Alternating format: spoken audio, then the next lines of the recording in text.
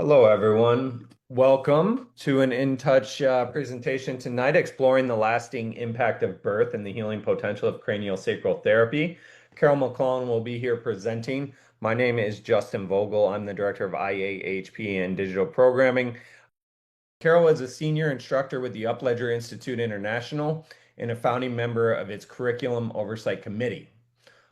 Personally invited by Dr. John Upledger, Carol developed the craniosacral therapy curriculum for conception, pregnancy, and birth, and co-oversees the pediatric curriculum. With more than 40 years in holistic health and over 36 years dedicated to craniosacral therapy, Carol has supported tens of thousands of mothers and babies worldwide. She has also contributed to research in neonatal and epigenetic health, served as Vice President of Education for the Association of Prenatal and Perinatal Psychology and Health, and brought CST into hospitals, NICUs, and even military settings. Her work blends deep clinical experience with emerging science, continuing the vision of Dr. Upledger to advance care for women, infants, and families. Welcome, everybody. So nice to see you all here. You are helping promote my dream as well as Dr. Upledger's. I am incredibly grateful because to me, when we look at all the craziness in the world, whether it's politics or all the healthcare or whatever, everybody's forgetting to look at the core place, and that's birth. And hopefully after this, you'll be inspired to really do more about understanding how important it is to look at birth, whether it's looking at your own birth or whether you work with pregnant moms and babies.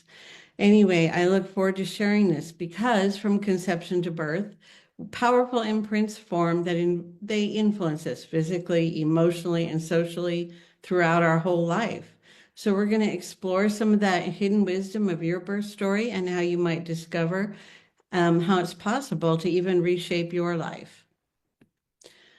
I usually put this at the end of my presentation, but I want to start this because I want you to all think about how important you are. It says, if you don't believe in miracles, perhaps you've forgotten you are one. And I think that's important to share because I think you think of how your parents had to meet and your grandparents had to meet and all the stories and the struggles and all that came into you being born. You truly are a miracle. And I would like everyone to start looking at birth that way again and looking at yourself that way. So I also want to say that because I'll be talking about birth, I will be talking about some subjects. I honor and respect everybody's birth path or who you work with. But I will be talking about birth and some of the interventions and things that occur. We need to look at them so we can treat them well with craniosacral therapy. So if everybody takes a deep minute just to take a deep breath and ground yourself so that you can feel comfortable. There is absolutely no judgment on how people choose to have birth, but we're looking at all the different ways that it can impact our life and how we can use craniosacral therapy to change that, okay? So I would like you all to be in a really comfortable, grounded, neutral position. By the time we're born, the epigenetic environment, bonding, gestational experience or trauma, as well as our birth experience, has set our physical, emotional, and even cultural and spiritual beliefs in place. Much of what creates this birth imprints are influenced even by previous generations. Dr. Upledger has given us tools, or actually I call them gifts, to using craniosacral and specifically somato-emotional release to learn from and to rewrite the stories in ourselves for more optimal health on every level. It is never too late to change our birth. This not only helps us, but it creates more optimal patterns and possibilities for future generations. By using craniosacral therapy for conception, pregnancy, and birth, we can facilitate a more optimal birth so that child doesn't have to rewrite their birth story and they can come in to do what they came to do. So he's given us a gift and we want to talk more about that and what we found with that today. I do want to take just a minute. If you're in the birth world, you probably have heard of a man named Dr. McLellan. If you're not in the birth world and you want to find out more, you will find a plethora of information of him on the internet. Dr. Odont is one of the gurus and the pioneers of holistic birth. And I put a quote up here from him. To change the world, we must first change the way babies are being born. Now, you can see I was at a conference with him back in 2012. It was the last big conference he did. And I was so grateful to meet him because a couple weeks ago we lost him at 95, but his contribution to the birth world is magnificent. But when I was at his conference in 2012, it was in Hawaii because he wanted it surrounded by water. So it was very womb-like. And there were probably between 2,500 and 3,000 people that had to do with birth from all over the world. People that were, doctors, scientists, midwives, birth workers, all kinds of people that worked with birth. And most of them had not heard of craniosacral therapy. So I got there with my colleague Melinda Ney, and we were setting up the booth that we had talking about upledger craniosacral. And we got a call, a very difficult call, because we found out that Dr. Upledger had passed away. And so we put up a little memorial to him, and they gifted us a lei. They called it a butterfly lei for transformation. And they allowed me to go up and tell the whole audience a little bit about Dr. Upledger, and everyone did a minute of silence for him. And you need to understand, most of these people didn't even know what this was back in 2012. So by even Dr. Upledger moving on, he was still getting the word out. And even though he never got to meet Dr. Odont, I think they would have had a lot in common. Dr. Odont, by allowing us to do that, helped spread craniosacral in birth to hundreds of countries. So it was really a serendipitous thing. The other thing I just want to mention here again, because I think it really fits with what I believe. When a few years ago, Dr. Odont was speaking at a conference and someone said, what made you become interested in birth? And he said, oh, I'm not so interested in birth. I'm interested in humans and the survival of humanity. Because if we don't pay attention to birth and how babies are being born, it will change our future, and not necessarily in the best way. I truly believe that peace on earth starts before birth. So let's talk a little bit about how conception, pregnancy, and birth can leave lifelong imprints. And fun picture, this is a baby imprinting from the inside out, and that's not a Photoshop. But a difference between blueprints and imprints, blueprints are actually the DNA and the genes that our parents gifted us that set up how we would be, how tall we'd be, how our bones were, what we looked like. And that was our basic blueprint. Later, we might have some imprinting in our blueprints from ancestors, but most of the imprinting happens during gestation and birth. And if you have a good eye, you'll see the fun little picture of genetics in action. Dad has horizontal stripes, mom has vertical stripes, and the little guy got both of them. So let's start talking more about the imprints. And that means we need to start with epigenetics. Emerging at the cutting edge of science is, of course, the science is the recognition that the environment, specifically our perception of the environment, directly controls our behavior and gene activity. This is exciting because craniosacral therapy, we facilitate conscious conception. So that's exactly what we've been doing. This is Dr. Bruce Lipton. He also says, and I think a lot of you are familiar with him, he also says scientific attention to what controls biology is shifting from DNA to the cell's membrane. In the cell, the membrane is the equivalent of our skin. Genetically speaking, this creates an awareness of the environment through physical sensation. It makes me think of skin to skin and that type of sensation, and even how that can affect our stem cells. He also says a cell's life is controlled by physical and energetic environment and not the genes. Genes are simply molecular blueprints used in construction of cells, tissues, and organs. The environment serves as the contractor who reads and engages the epigenetic blueprints and is ultimately responsible for the character of a cell's life. It is a single cell's awareness of the environment, not its genes, that sets into motion the mechanisms of life. Signal transduction focuses on the biochemical pathways by which cells respond to environmental cues.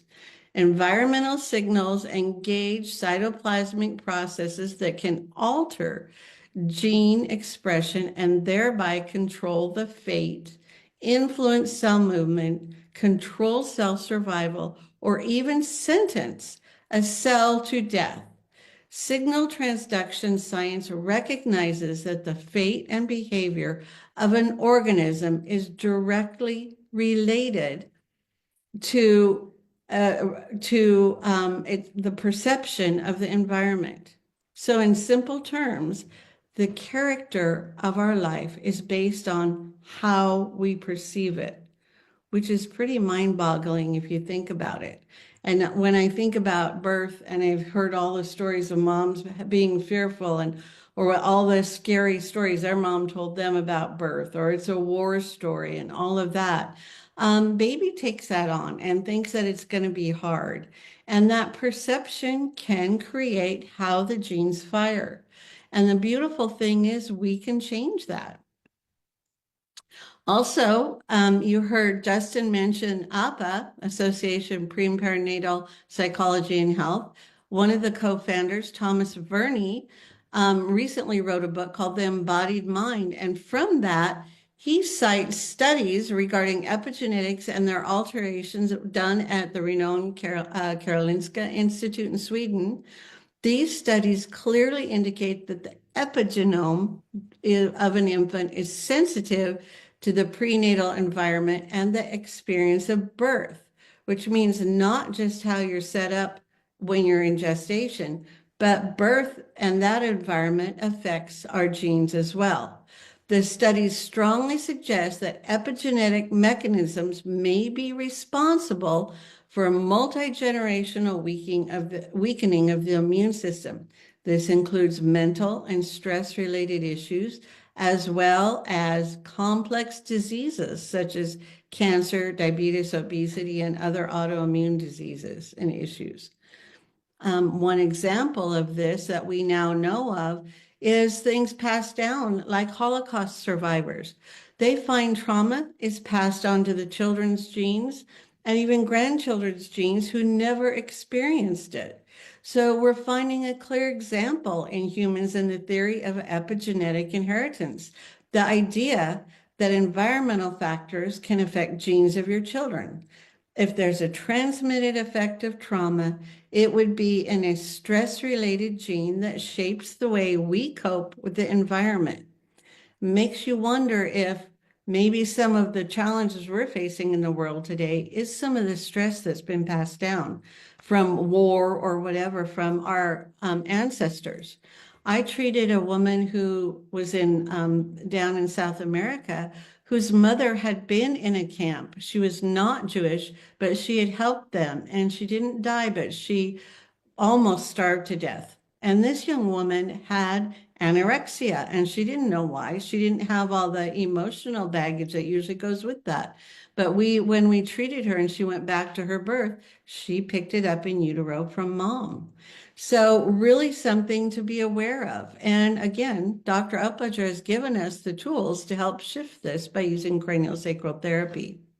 So we know it is the environment that influences the epigenetic expression of the genome. And a baby is a human at its most vulnerable and influential time.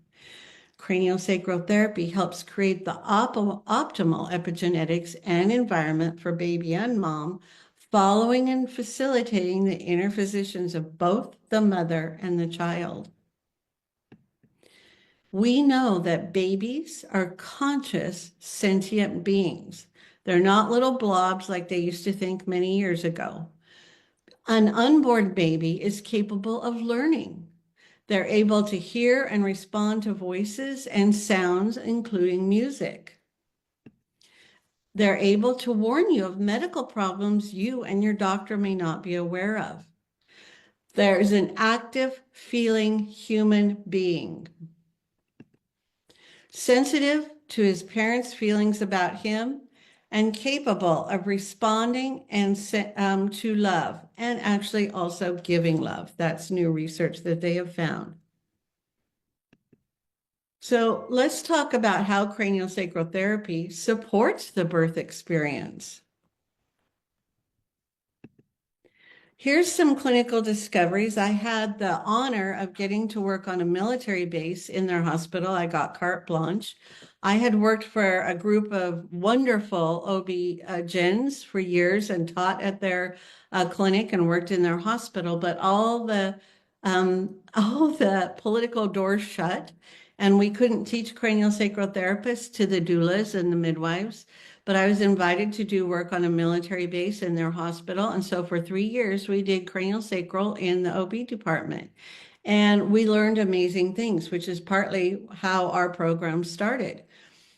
We found it created CST during pregnancy and delivery. We found that there was easier pregnancy for mom, and it created a more positive environment. So that's epigenetics.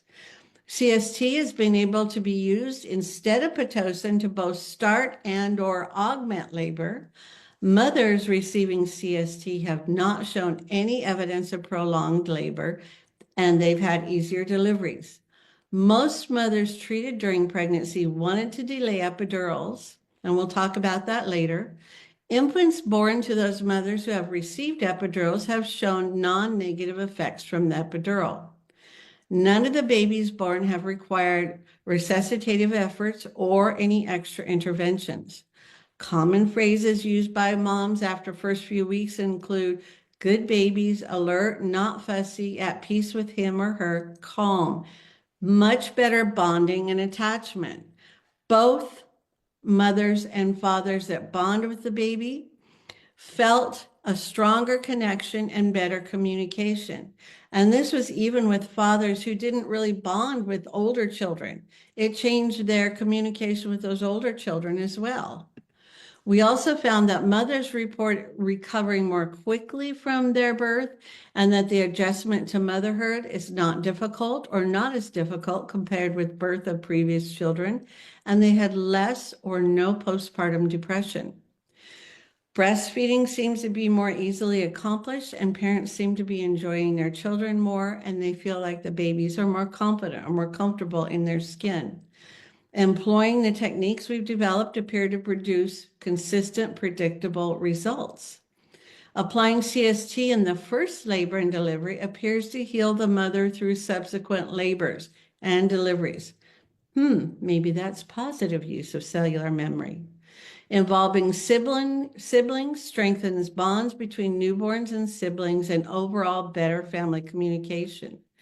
And our cesarean birth rate dropped to 5%, which is unheard of anymore. And that is optimal.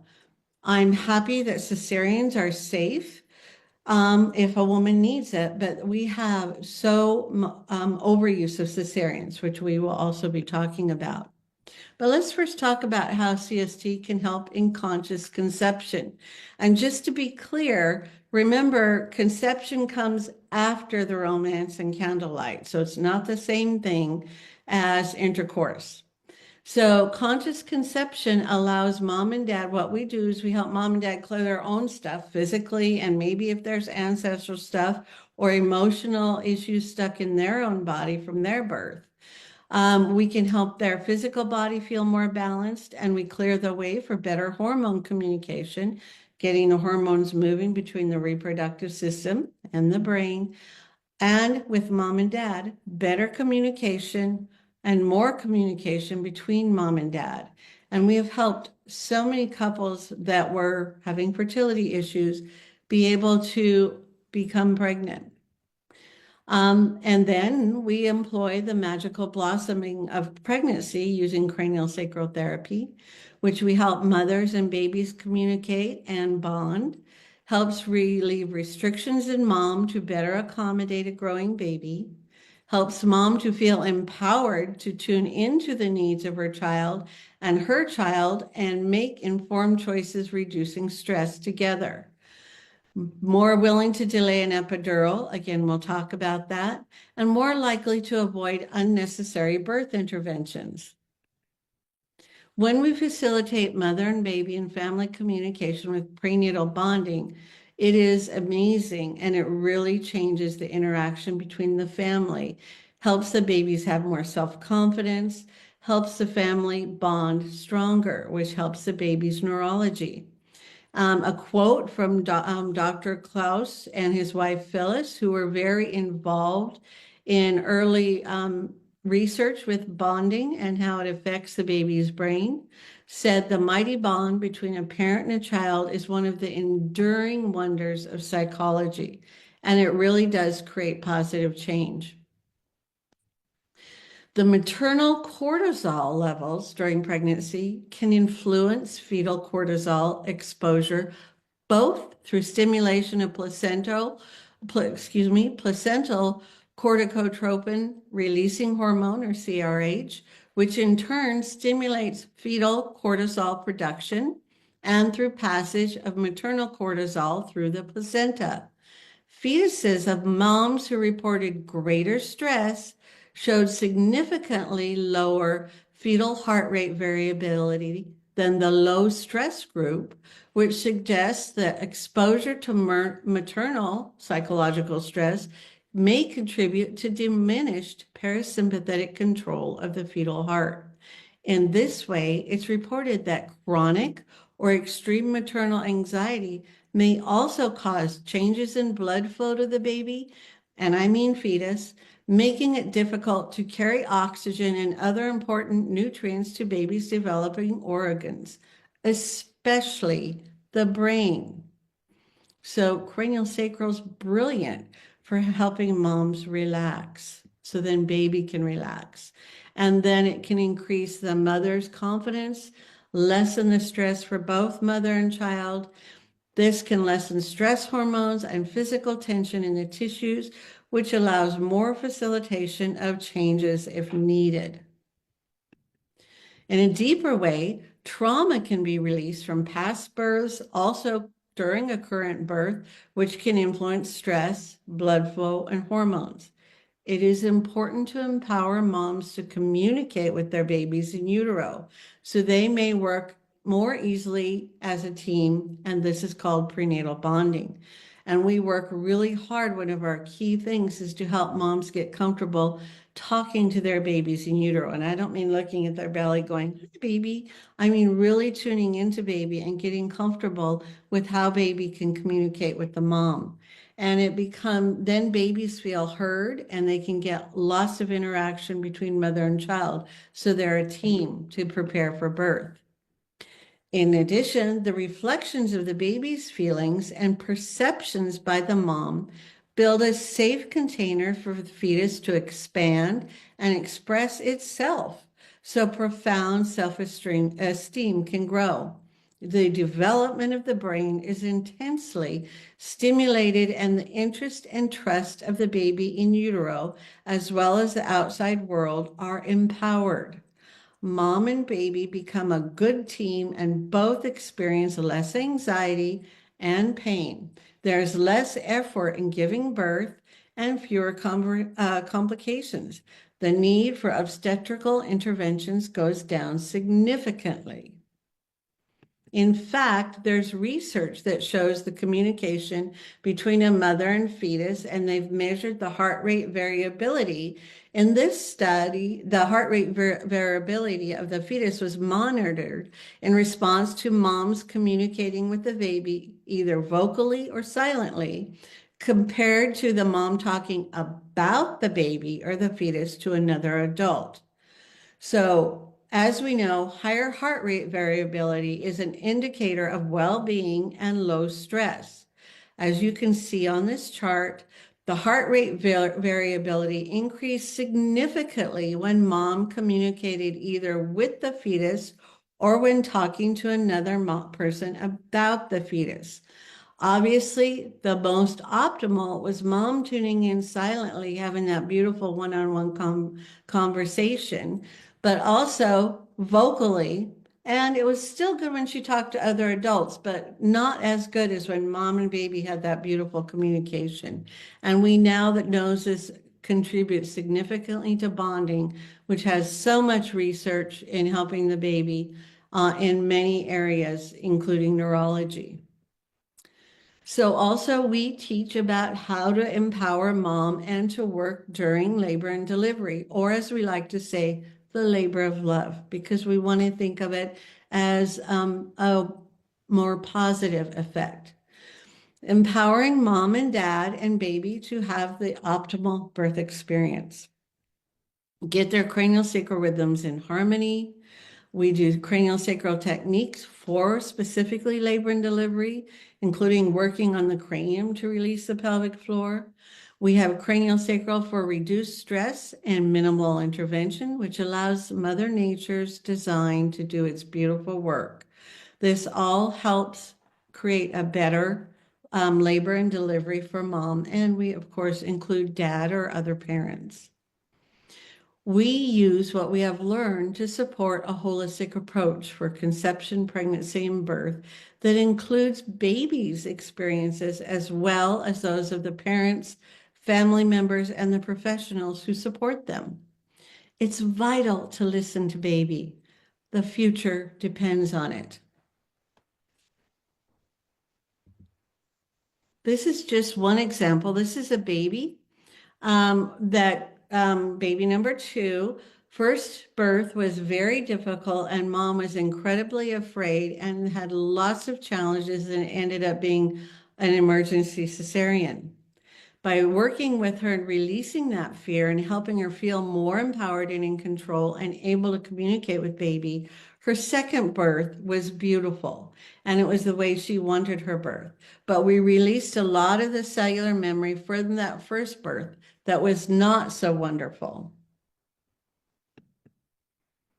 So craniosacral facilitates also more optimal cesarean birth. If a woman needs to have a cesarean birth, we can help mom and baby get through that and recover more optimally. We can help babies that are adopted communicate better with their parents. IVF, in vitro fertilization. ART, assisted reproductive technology, which is rampant right now. And there's so much, it's giving us so much new science, and we're learning a lot.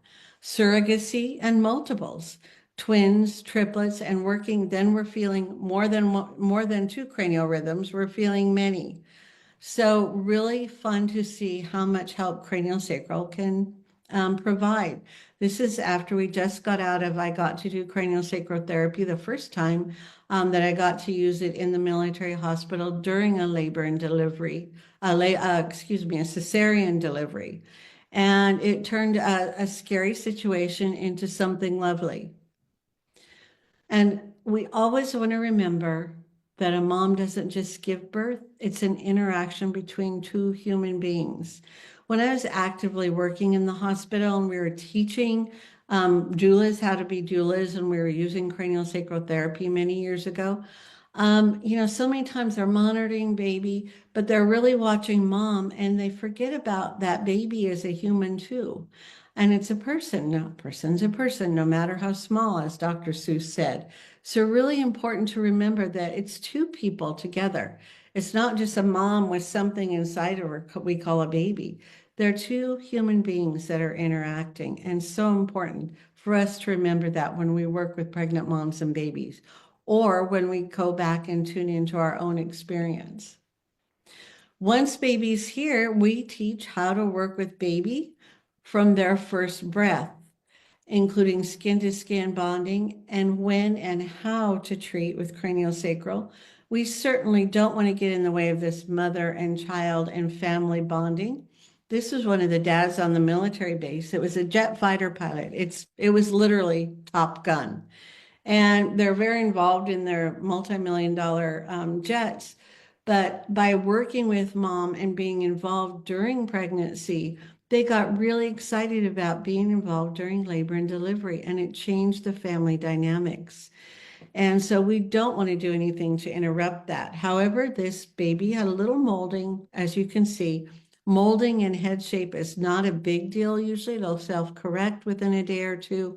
It's when it stays that way. This baby did have a little bit of an issue latching on. Then we could treat without removing baby from mom. We don't want to break the skin-to-skin bond, and we don't want to get in the way of their connection, but just gently go in and treat so baby can latch better. And here you see this baby getting treated right on mom, and then baby can latch better, and that suckling also will help with the brain molding. We even do this right after cesarean as soon as possible, and we'll talk more about cesareans. Craniosacral can help dads or partners and families. We can get a more relaxed dad or partner equals more relaxed mom. We can work with them pre-conception, during pregnancy, helping them communicate with baby. Sometimes mom has a hard time communicating during labor and delivery. Dad or the other partner can do that. Synchronizing their cranial rhythms and working through concerns or changes, getting everyone communicating.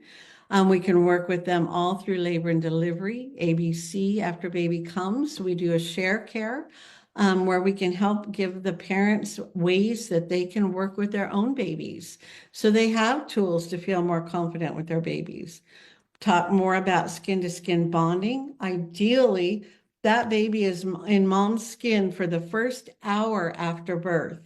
And that changes the neurology of a brain. And that's a window of time that baby doesn't get back. It's called the sacred hour or the golden hour. If you're in the birth world, I'm sure you know of it. But the sooner we can help get them skin to skin right after birth, the better. And it creates better family communication and a stronger family bond. Actually, womb ecology becomes world ecology. And we have, through APA, there is so much research, and you can find out more about it by going on birthpsychology.com. But Dr. Verney, who has done a lot of the research or helped contribute from bring other scientists in, even tells a story about how he did research with men that are in prison who had difficult lives, and he could trace that back to difficult birth. So really important that we can be able to help them with craniosacral therapy, and even helping them if they're already born, or any of us, if we're already born, it's never too late. But let's finish looking at this. We want to we've talked about how craniosacral can help with birth when we use interventions and maybe not have to use them. This is a quote from the wonderful Dr. Michelle Odant. Experiences have clearly shown that approach which demedicalizes birth restores dignity and humanity to the process of childbirth and returns control to the mother is also the safest approach. And I think in trying to help, we've started helping too much, and we are now finding that too much intervention can be create more challenges later on for the baby and the mom. So let's talk about why that matters, because first of all intervention will bring some stress at the least, and it can feel traumatic at the most for mom and baby. So if we can help lessen that need for intervention, they will be in a better place. Did you know that according to ACOG, the American College of Obstetrics and Gynecologists, induction of labor at least doubles the risk of cesarean. Delivery without reducing shoulder dystocia in big babies Suspected fetal macrosomia, which is a fancy word for big babies, is not an indication for incursion of labor because induction does not improve maternal fetal outcomes. So it makes you wonder, and we would like moms and families to think about when they're told to induce, ask why and start questioning some of this.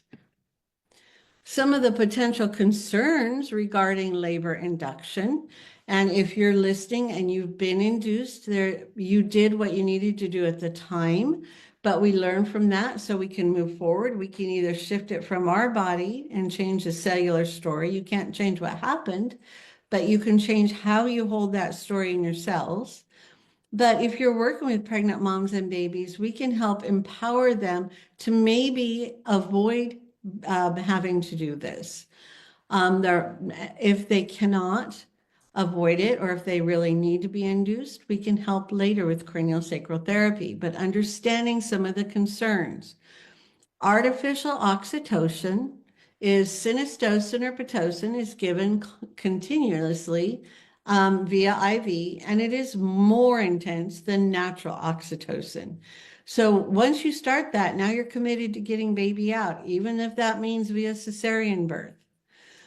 Also, when labor is induced, the artificial oxytocin used to stimulate contractions does not cross the blood-brain barrier like natural oxytocin.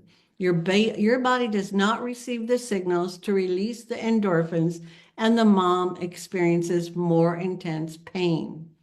The intense pain can begin immediately because the brain doesn't respond to the pain of these contractions and is not able to be involved in the labor. As a result, the mom is more likely to request pain relief, such as an epidural. If a mom has an epidural in place, which is more likely with the induction of labor, you'll either be lying on your side or sitting up in bed.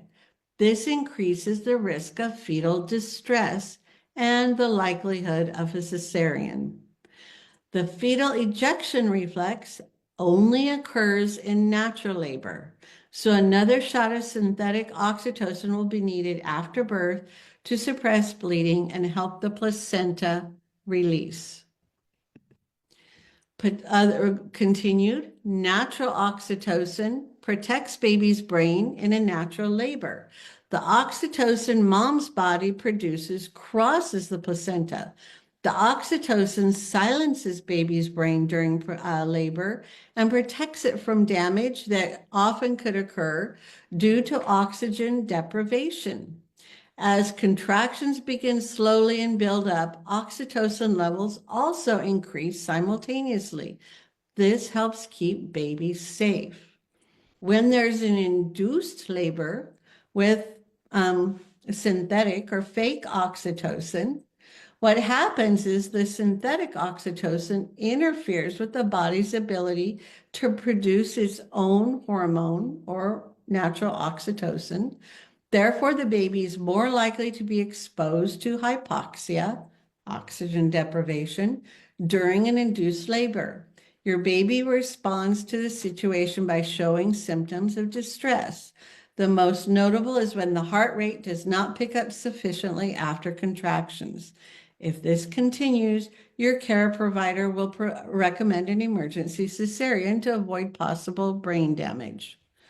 Another concern is interference with natural oxytocin, that love hormone, can cause baby to feel disconnected from mom. And sometimes it's harder to get to induce breastfeeding. Our world famous Dr. Odon that we've just talked about indicates that in an induced labor, bonding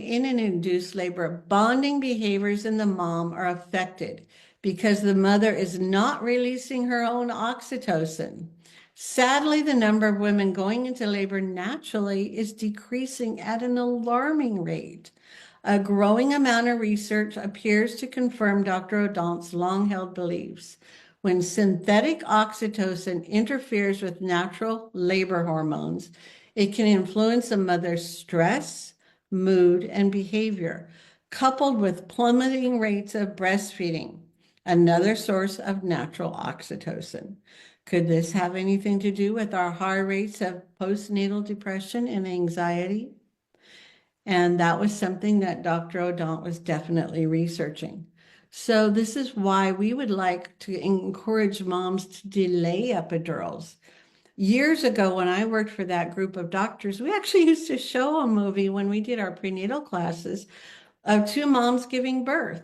One had an epidural, one did not. Both moms, because these doctors wanted moms to help bring baby up on their belly, both moms brought baby up on their belly. The mom that did not have an epidural, baby scooted its way and did what we now call the breast crawl, found its way to the breast, and was nursing within 15 to 20 minutes. The baby of the mom that had an epidural just laid on her belly and could not make its way up to find her breast. And so I think that movie is long gone because now so many practitioners encourage epidurals, and moms are to the point where they don't think they can do it without an epidural. But if they get craniosacral during pregnancy, it empowers them to feel confident to try to delay it. We would never, ever ask a mom to not, we would never deny her pain meds if she needed it. But what we have found when they feel more empowered, but the times they wanted pain meds, they're already in transition and crowning. And so you can see why it is an optimal thing to maybe encourage them to be able to delay it or not use it. Oxytocin reduces stress by centrally activating the parasympathetic nervous system, which reduces fear, stress, and stress hormones and increases sociability. Huh. Do you think that might have anything to do with some of the children we're seeing with all these issues, maybe even on the autistic spectrum? They did find during COVID that no COVID-19 was found in amniotic fluid or breast milk, and they found that breast milk protects baby by strengthening the immune system. Again, we need that oxytocin to help the breast milk let down, and that love between the mother and child helps encourage that letdown. Oxytocin is released with skin to skin, breastfeeding, and a well-functioning craniosacral system and connection. Other interventions that we need to be aware of, forceps are not used so much anymore, although we would look at adults who had forceps because it's not uncommon that we've treated adults who had some issues from the forceps. Forceps are not meant to squeeze. Usually they're meant to go in and the practitioner to help ease the baby out during each contraction, especially if the practitioner's fingers, it used to be mostly men, are too big. Now it's been replaced by a vacuum extraction, which in our craniosacral world, we thought is a little more dangerous to babies. And what happens is when you look at those little bones, they override because you have the six soft spots. And so the bones, when they go on to release through a vacuum extraction, it's wet from the amniotic fluid. Not uncommon, it can pop off and it creates a ricochet effect that can go through the baby's whole craniosacral system. That's including the spine, the nerves, the meninges, everything, and the intracranial membranes surrounding the brain. So Dr. Upledger actually thought vacuum extraction can cause little capillary bleeds within the brain. Even if they got stuck and created a gliosis or a little tumor, Dr. Upledger believed that it could even potentially induce seizures. So ideally, if we help moms not need intervention, they're avoiding a lot of those challenges. In the very least, with vacuum extraction, you see children that can have a lot of learning disabilities later on. So let's talk a little bit about epidurals. As I just said, moms nowadays, a lot of them want them. When I first started working on the military-based hospital, they give mom an epidural about 4 centimeters. They'd call me to come do craniosacral. But I said, which was great. I'm happy we could do that. But I said to the commanding officer, do you think we could ever treat moms before the epidural? And maybe they'll prolong it a little bit just to help for all those reasons we just said. None of the moms felt comfortable. So we started treating moms during pregnancy. And then they got more empowered and they were communicating with their baby. They were more interested in delaying it because of the concerns we talked about. But other concerns with epidurals are mom will no longer be able to be up and around walking. Once she has an epidural, she's down. That can slow down the labor. Baby can get tired, mom can get tired, and it's very possible that will turn into cesarean. Or they'll do an induction because mom's tired and baby's tired. And a lot of times, then that can still turn into a cesarean. Another concern with epidurals, Dr. Upledger really believed that extra fluid in there could cause stress and possible adhesions in the meninges or the area that we call the craniosacral system, which can affect some of the nerve induction and create problems all the way through our craniosacral system. Another concern is potential for the anesthesia to actually get into the dural space, which can possibly affect the baby, similar to what I told you about in that video we used to show. So if we could get moms to delay epidurals or maybe not need them at all, it would be more optimal, and we can do that with craniosacral therapy. I think, there's one of the most litigious medical areas is birth. And I know their insurance is super high, their malpractice. So I think the well-meaning practitioners want to be able to control it easier so that it's safer.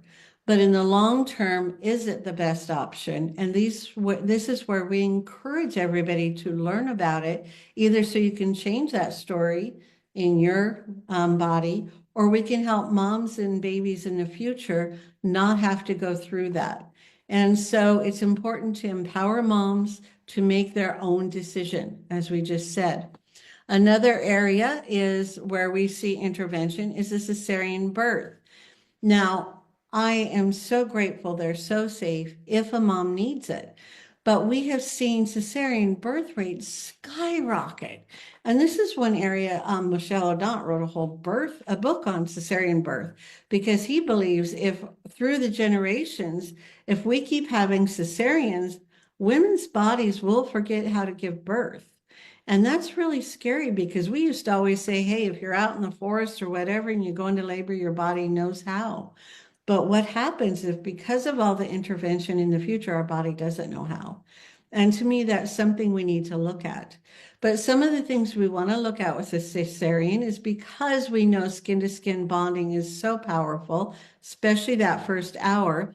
Many operating rooms now have the capacity to check the baby right there on mom and do their assessments so they can have baby on mom skin to skin within 5 minutes or less during the cesarean, even before they're finished putting mom back together and stitching her up. So that's a really good thing. They are learning that. But there are some concerns with cesareans. Did you know there, again, ACOG has specific guidelines for when it's appropriate to offer a patient an elective cesarean from a big baby, a large baby, macrosomia. And prophylactic or elective cesarean delivery may be considered for suspected fetal microsomia or big babies with estimated fetal weights greater than 5,000 grams, which is 11 pounds. So they recommend to offer it, offer a chosen or an elective cesarean if the baby's 11 pounds without diabetes, and 9.9 pounds if mom has diabetes. That is rare. A lot of times moms, the babies aren't that big. So why do we need to have so many cesareans? And I think part of it is because then they can control it and it's safer. But some of the things we need to be aware of with cesareans, there's a rapid pressure change. If you are a therapist and you do craniosacral therapy, you probably learned in Cranial 1, we talk about that. When they do an incision, it's usually pretty fast. And what happens is that pressure change can greatly affect the meninges or the membranes that go around the whole craniosacral system. Dr. Upledger said it was analogous to like diving and coming up too quick and getting the bends, and it can create challenges. There can be deprivation of the microbiome. That means baby should come down through a mom's birth canal and gets bathed in her microbiome. It goes in the baby's eyes and up the nose, et cetera, et cetera. And baby gets deprived of that. Baby also gets deprived of what Dr. Upledger called baby's first craniosacral system, where the head is getting squeezed and the ribs and lungs are getting squeezed, which helps get the fluid out so baby's ready to take their first breath. Also, that compression aids in a little bit of stress, but it's healthy stress for the baby because it's helping baby learn how to cope with stress on the outside, that a healthy stress. And so also there's a deprivation of that proprioception. And we are looking at more and more children with proprioceptive issues, sensory processing issues. And so some of that we are looking at may now come from lack of that proprioception they got from the cesarean birth. Many times they will want to do a completion of the natural birth process and redo their birth. And also, it is so important to communicate with baby. So incredibly important because baby doesn't know why a lot of times they're being born, especially if the date is chosen and baby has not started the birth. So really important to communicate with baby why this is happening. And we have lots of techniques with craniosacral that can help that. So as we already talked about, we need to remember the baby's experience of conception, pregnancy, and birth that creates those lifelong consequences for baby, the family, and society.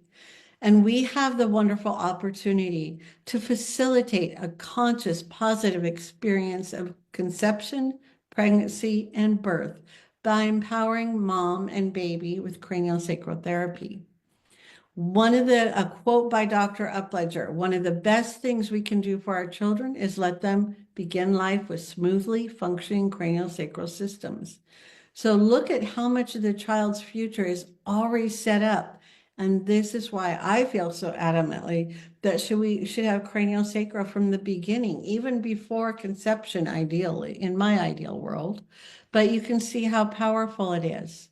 You can have a happy baby, physically, psychologically, and we can be thankful for helping make the world a touch better. So before we end, let's just look at some of the things we can talk about. It's never too late to change your birth story. It's never too late to recreate a more optimal experience. As I said, you can't change what happened, but you can change how you hold that story in your cells. And part of that begins by us slowing down and stop being human doings and being human beings and tune into ourselves and finding out what was our birth actually. You have no idea how many moms, when I talk to them, well, how was your birth? And they'll go, it was great. I want my baby to be born just like I was. And they find out later that they have lots of issues. And really, their mom was drugged. And when they woke up, there was a baby. So mom said, your birth was great, but they really didn't find out the details. So we need to find out the details of how was your birth actually. This is an example of a mom who wanted the same birth as her mom. And come to find out, her mom was one of those moms that got drugged. And then, she woke up and there was baby. So this mom ended up with a cesarean, but we got to work with her and it turned out to be a beautiful experience. Our early experiences affect our current lives as adults. They can impact our physical health, emotional capacity, our mental beliefs, and our social lives, as well as our ability to even be with babies in the best way possible. I was treating a woman one time who was very successful. She had her own business and did well, and everybody's like, oh my goodness, she's so good at helping delegate and getting other people to do so much work. And they thought it was great. When I treated her, she went back in utero and she said, Carol, I'm really good at starting things. I'm terrible at finishing them. That's why delegating to people is a survival mode for me. When we took her back and she redid her birth, she found out that her mom was one of those moms in the late 50s, early 60s, where they gave them very strong anesthesia. And mom was kind of coherent, but when baby starts the birth, as you know, it's the baby's hormones that start that. And then after a while, if baby can't connect with mom or if all that stopped, then baby can't finish. And that set that motion for her. And it created that pattern for her in all of her life. It did help her be successful, but she wanted to be able to finish things on her own, and we were able to change that in her cellular memory. So we don't realize how many ways our birth can be impacting us. Dr. Upledger gave us lots of great ideas because he always said it's craniosacral is both highly intuitive and a highly sensitive scientific modality because we look at people, we look at his research and his teachings, we look at the physiology and the emotions. We follow the body's innate knowledge. That's why it's so beautiful. It's not a cookie cutter. Each person, we believe, their body knows how to help themselves. He called it inner physician because he was a physician. But we can communicate with anything, with cells, with eggs, with sperm, with anything in the body. And more importantly, we work with dialogue, which is a conversation between two or more people, which is perfect for mom and baby prenatally. As you've heard me talk about the work of Dr. Thomas Verney and David Chamberlain, we've been applying those same concepts of pre and perinatal psychology, but we didn't have a name for it. And now we put the two together and it's amazing. So we can combine our knowledge and all the science between birth psychology, that field that studies the lifelong impact of our earliest conscious awareness beginning in the womb and all the effects it has on us and in the world. We have all that science that actually shows us and proves the results we've been getting with craniosacral before our research even caught up. So looking at both of these is a beautiful way. We even teach some craniosacral in APA's, some of their curriculum because it works so beautifully to understand it. We also, when we're dialoguing, if you're a craniosacral therapist, we always want to get rid of that restriction or that lesion pattern. But don't forget, we have positive cellular memory that can help us. This mom actually had a beautiful birth. She had panic attacks, but we treated her during pregnancy because she didn't want to be on heavy meds for panic attacks. I was still actively working in the hospital, so I was there for her labor and delivery, and we did craniosacral, and it was beautiful. Baby two comes along, she's pregnant. I'm going to be out of town teaching, and she goes into a panic attack about having a panic attack. And so we treated her and helped her redo or remember her first birth and how beautiful it was. And by really tuning into the positive cellular memory, she was able to have a beautiful second birth with baby because she realized her body still knew how. And so we could really help our bodies help themselves. That's the beauty of craniosacral therapy, the presence and compassion and caring of patients, patient, therapists, and people can alter the level of gene expressions in a wide variety of tissues, including the brain. According to a study done in Wisconsin, meditating, mindfulness, um, altruistic love, compassion, they induce major epigenetic modifications, including more resilience to infection and disease. Brain responses to social stimuli can be massive, involving hundreds, sometimes thousands of genes. In a very short time, the social environment can be radically changed and can radically change gene expression and behavior. And this comes also with craniosacral therapy. So we see how it all ties together. So I want to thank all of you for being here, helping us make the world a touch better with craniosacral therapy.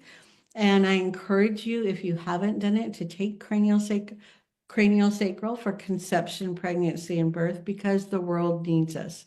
I truly believe this is how we create a better world by starting before birth. So thank you very much for being here. I did go over a little bit. I could talk for 3 more days, but I'm open for questions, and I am very happy you're here. So hopefully I'll see some of you in class. Very good. Carol, wonderful. Your passion shows. Gonna take it over here. Wonderful job. You can't leave us yet, Carol. I know we're going on maybe 2 o'clock in the morning over there, but Okay. lots of wonderful emojis. I want you to at least have the closing, but there are a few things that I want to go over with everybody who was here. There were a few questions in the chat regarding, and right now there's a lot in the chat, Carol, if you want to check that out. But there were a few questions about whether or not there will be a recording of this. Yes, anybody who's registered will receive the recording. I do wonder because I did send reconfirmation email yesterday. So if anybody didn't receive that, please, I beg you to check your spam box and see if if my email went into your spam, and if so, maybe just make me a friend or a contact in your inbox so that won't happen in the future. But this will be posted to our Facebook page, and you'll have access there whether you're a member or not. There are questions of whether or not we could share this presentation. Looks like there's a lot of encouragement and excitement. And of course, that's why the series, part of the In Touch series, and the whole reason for it is sharing what's going on and all the amazing things that Carol and so many are doing all over the world, and so many of you are doing as well. Somebody asked, or well, I know that some of you may not be therapists here. Our database, www.iahp.com, and I'm going to put that in the chat again. If you are not a therapist, you're someone here that wants to find a craniosacral therapist who specializes in pediatrics. They're worldwide. Carol's taught many of them. I know Carol's going to be in Ireland, I think next week or the week after, teaching many more. So definitely, yes, is the answer to that. Someone asked about research. Feel free to email me about that as well. Now we are heading over, and I want to give Carol a chance to have some closing thoughts. But if you are already a craniosacral therapist, I want to go over a few things with you real quick. If you want to jump into the pediatrics, you have not taken any peds course, the book you'll want to read is A Brain is Born. That's available. Here's my email. You all should have it, but if you'd like to order that copy, let me know. You can also jump into the craniosacral therapy and pediatrics online video. That's done with Dr. John. So, an excellent opportunity. Many who are studying obviously now are not able to train with Dr. John, but that's an opportunity with right at your computer inside your living room on the TV if you wanted to do it there, where you can do that. So that's a possibility. These two, the book and the video, you can begin that right away. There's no prerequisites for that. Now, if you're looking to jump into a pediatrics course and you're a craniosacral therapist who's taken through somato emotional release one, I wanted to put up the North America dates that we have coming up for both the peds one and two. Not going to go through all of these, but again, if you have any questions, you do have my email, and I'm very happy to answer or help get you set up, answer any questions, and connect you wherever you would need to be. And then also the upcoming craniosacral conception, pregnancy, and birthing, and the CST via the matrix, addressing our primal health, embodying our embryo class. That's going to be, I know many of you are excited about that. That's August 13th through the 16th. And then the conception, pregnancy, birthing one class are available there above. So I'll just take a second there.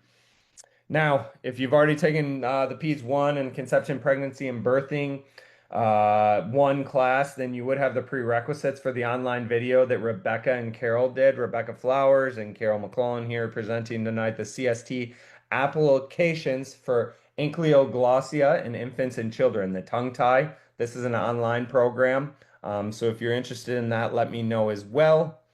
And then upcoming In Touch presentations, we do have some of those that we're excited about, maybe late fall and early spring and in the spring. So just continue to check your email for that, and we will be in touch for all of those.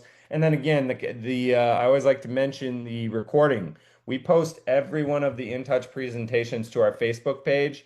It's a great place to stay connected throughout the whole industry, manual therapy, all of the different things that are going on. We try to stay relevant in that and up to date with current events. So not only just the craniosacral world, but the entire industry, the fascia world, everything that we have going on. So that is our Facebook page, and please go ahead and join there. And that's the link. If you're looking for this to share with any friends, you can share it on Facebook or you can provide the link. But if you go to our page, you'll be able to find the recording. We post that typically in a day or two. We'll also email everybody within probably a week or so with the follow-up with the content as well. So, Carol, I want to ask if you want to talk about anything, the Matrix class or anything, or closing thoughts. Lots of really nice comments in the chat here, and I'll send that to you as well. If you didn't get a chance to look at it, I'll send it to your email. Okay. So you're Yeah, I also wanted to say I saw in the chat a few people asked about the class in North Carolina. It is in Charlotte. I think Justin just said that in October. I will be teaching. Someone asked that, but also our other instructor, Kim Painter, is fantastic as well. So, and we're working on getting more out there. So that's very exciting. The other class coming up was one that we had started working on with Dr. Upledger years ago, and it's evolved working with the embryology because we always want to look at where things begin. And when we look at the cellular memory, it helps us really be able to go in deeper and work with clients from where something may have started in the three levels of the embryonic disc, for example. So we go over all of the embryology and we work on one another. And so it's embodying our own embryology. So you're getting treated and having a better understanding of some of the ancestral stuff in your body, some of the things Dr. Upledger was really working with getting out there that weren't out there yet, and new techniques that he had shared with me that you'll be doing in that class as well. You actually get to redo your own birth, both in CCPB and in the Matrix, the embryology class. And you actually get to go back in utero in the Matrix, the embryology class. And it's pretty powerful and very exciting to see the changes. And I just, again, want to thank all of you for being here because even if you just help get young moms to get empowered and learn more about their birth, I would love to someday help young women learn more about their bodies so that they can make those choices way before they think about conception. So I think it's really wonderful that you're all here. And I think this is the way we change the world. Are there any questions? Or is everybody tired? Did they go home? No, but we will it looks like I think you've answered most of the questions here, Carol, and there were just some questions about I did see if somebody said if you had a current study group, so I didn't know if you wanted to address that at all. I do. I'm working on I'm starting to set up a virtual study group. I just had an in-live study group. I recently moved to Sundance, Wyoming. And so we turned our barn into a classroom. And so I do study groups there. You can find out more about that. We will, when I get the date set up, they will be posted on the Upledger website as well under study groups. We just did our first one and we had people from 4 states there. So that was exciting. Awesome, Carol. Well, I'm telling you, that was inspiring. There's a lot of nice comments in the chat, so in case you missed any of those, I'll send them to you because I know you'd like to read them, and I thank you very much. Thank you all for being here. I appreciate it. Thanks, everyone. Take care.